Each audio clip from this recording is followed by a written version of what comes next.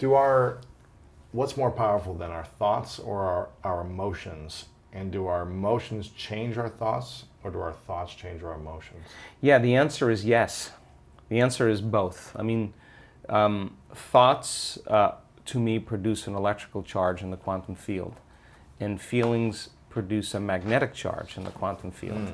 Thoughts produce a what? An electrical charge. Okay. And feelings produce a magnetic charge. And how you think and how you feel broadcasts an electromagnetic signature that influences every single atom in your life. The thought sends the signal out. Now think about this. And the feeling draws the event back. So you could have the intent that you want wealth, you want health, you want success. That's your intent, that's your thought. But if you're waiting for the experience to happen to feel it, then you're not drawing the experience to you because you're not feeling the emotion, right? So then teaching people, once again, how to balance their thoughts and feelings, because you can enter that cycle either place. Sometimes we do a meditation, we start opening our heart, we start elevating the body's energy, and then those emotions can drive certain thoughts of your future. Other times, you open your awareness, you create brain coherence, you have the vision of your future, you begin to emotionally experience it. However you want to jump on that cycle, and then sustain it, because the longer you're conscious of that energy, the more you're drawing your future to you. So then, most people spend their lives, right?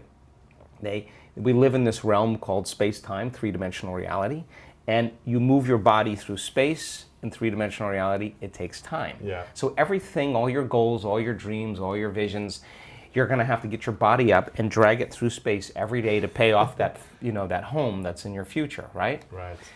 When you create from the field instead of from matter, when there's a vibrational match between your energy and some potential, and your thoughts and feelings are coherent, now you are going to begin to collapse time and space, or the experience is going to be drawn to you. Now you're the vortex to your destiny, and now you don't have to go anywhere to get it, because you're not playing by the rules of three-dimensional reality. You're playing by the rules of energy and the quantum. So teaching people how to do this and getting better at it, then all of a sudden they're not forcing and controlling outcomes. In fact, they're trusting and surrendering to outcomes, because they don't want to get in the way. Because the moment you start trying to predict when it's going to happen or how it's going to happen, you're overlaying a known over a place where there should be an unknown, right? So teaching people how to do that means we have to lay down the very thing we used our whole life to get what we want for something greater to occur, right? And so that transcendental moment is something that we're working on demystifying. And you could be a gluten-free person, you could be a gluten-full person. You could drink wine, not drink wine. You could be rich, you could be poor, you could be any color, any shape, any size.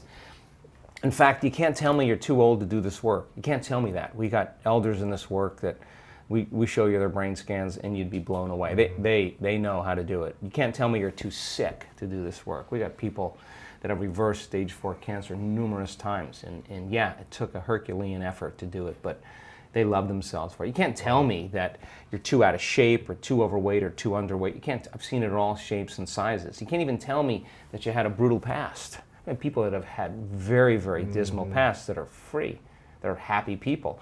You can't even tell me you never meditated before. In fact, our research shows that many people have never meditated before have the most profound experiences, because they're not trying to make anything happen. Yeah. They're just following the instructions, right? And they don't have a habit of doing it. So we don't want to exclude anybody in the process. We want to include everybody. So it turns out that our events tend to draw a good portion of men because of the science. We have a lot of children now that are, teenagers that are coming, and people in their 20s. We have a great community of elders. We have, in our events, sometimes 63 different cultures coming to countries coming to our events, between 50 and 65.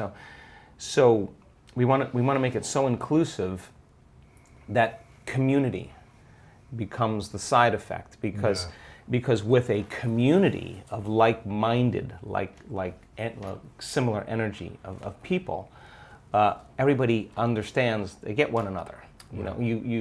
Communities tends to be the thing now that, in terms of our social media and the feedback we're getting, everybody wants more community because you get 1,000 people in an audience and their energy's synchronized. Now you're looking at something so much bigger. We're just going to measure this. I just talked to a researcher yesterday.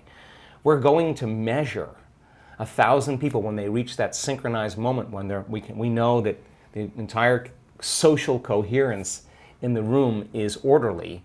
Then if you're producing a ambient coherent magnetic field in your heart and you're tuning into a thought or an intent, and you got 1,000 people doing that, and your energy is going to start interfering and commingling with the person who's next to you. When that energy starts to synchronize, it's going to produce a bigger wave. The higher the amplitude, the higher the wave, the more energy there is. So now you have one mind and one heart. And now when it comes to healing others, and we've done the research on this now, and we're collecting the data, that we're teaching people how to administer a change in energy in the person that's laying there. Because it's not matter that emits a field. That's the wrong way to think about it. It's the field that creates matter. You change the field, you change matter. It's not your job to change the tumor. The tumor is the illusion. It's the pattern in the field that has to be changed. So once people start reversing this, then you start seeing tumors disappearing. You start seeing blind people seeing, deaf people hearing. You start seeing people with Parkinson's disease switch on. I mean, you start seeing stage 4 cancer is reversing because now you're swimming upstream. You're going to the headwaters and making that change. So pushing the envelope and then seeing that in a community, when a community is synchronized towards the second half of a week-long event, I mean, as I said before we started the show, I'm more surprised than anybody when we witness some of these things. It's crazy. What is we talked about, I heard you say consciousness a couple of times. What's the difference between mindset and consciousness? To me, consciousness is awareness. Awareness is paying attention and noticing. And so 95% of who we are by the time we're 35 years old is a set of unconscious automatic programs that we've just practiced so many times that we're not consciously thinking about those. So in order for you to change, to answer the initial question that you asked, the first step is you got to become conscious of your unconscious thoughts. And you got to start looking at those hardwired thoughts that you think every day that are just circuits that have been fired and wired together. How do we do that? Should we write a list at the end of the day, or what are the most common thoughts we had that day? Like, how does someone become aware of You don't their have thoughts? to do that. You just have to sit down, close your eyes, and not move. And then you'll start seeing. What am I thinking about right now? Yeah, and all you want to do is observe the thought, because when you begin to observe that thought, you're no longer the program now. You're the consciousness observing the program, and you're starting to pull out of the program. Thinking about the thinking. Yeah, who's doing the thinking of the thinking about the thinking? That's who you are when you're not the program. That's awareness, right? Yeah. You got to become aware of how you speak, how you act, become so conscious, so aware of it that you won't go unconscious and let that thought or that behavior run you. You got to say, oh my God, this feeling that I've been living by for the last 20 years is actually guilt. I didn't know it was guilt because it just feels like me. And all of a sudden, as you start becoming conscious of it, you're beginning to objectify your subjective self. You're pulling out of those programs, and nobody likes to do that because it's uncomfortable. They'd rather turn on their cell phone, start texting, get on the internet, watch TV to distract them from that moment. And that is what they have to move through in order to get to their own personal freedom. So the first step is becoming conscious. And meditation means to become familiar with, to become conscious of, to become so conscious of your unconscious self that you won't go unconscious to any thought, any behavior or emotion. And get ready, because it takes a tremendous amount of energy to do that, and awareness to stay conscious. And so we fall from grace. Yeah. Fine, you're awake, you got another day, let's go again. How often do you fall? Oh my gosh, I mean, how many times have I done it? Thousands, but I'm not going to give up, because the moments in which I do connect, or the moments that I do have that transcendental experience, what matters the most after it, when I have that transcendental moment, I look back at all of those difficult meditations, those difficult days. And those are the ones you remember. You don't remember the good meditations. You remember the ones where you came up against yourself and you went a little further. And you said, I'm going to go a little further, I'm going to go a little further. Or you had a rough day and you just went in and you at the end of the day you surrender and you have the classic oh my God moment. There's no linear correlation. It's just whether you're willing to live in creation instead of living in survival. And so you get better at it. You know, we just get better at it. And for me, staying conscious and staying aware and staying present is an art, because you know when someone's present with you in your life because they're paying attention to you. You know when they're not present with you because they're not paying attention to you. So imagine this field of information, this intelligence that lives within you and I that's governing everything material in this world. It's a self-organizing intelligence. You have access to it, so you better get present with it as well as you can get present with anything else. And just because you can't see it doesn't mean it doesn't exist. Right. That realm you can't experience with your senses. You can only experience with your awareness. So then people have to take their attention off their bodies and go from a somebody to a nobody. Take their attention off the people in their life and go from that they identify with and go from a someone to a no one. Take their attention off the things in their life, their cell phone, their computer, their car, and go from something to nothing. Take their attention off where they sleep, where they work, where they're sitting, and go from somewhere to nowhere.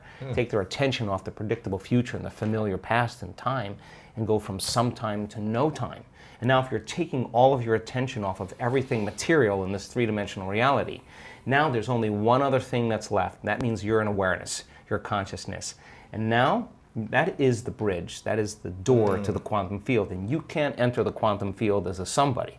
So if someone has spent their whole life working on having the perfect body, or so much so they have so much attention on their pain, where you place your attention is where you place your energy, it's going to take some work for them to take all of their attention off their body, right? Because they'll do it and then they'll go back, let's see if the pain's still there. Oh, the pain's still there. So it's a little bit of a waltz in the beginning, but as people start applying this, you start getting better at it. As an example, we had Bond University, university in Australia on the Gold Coast.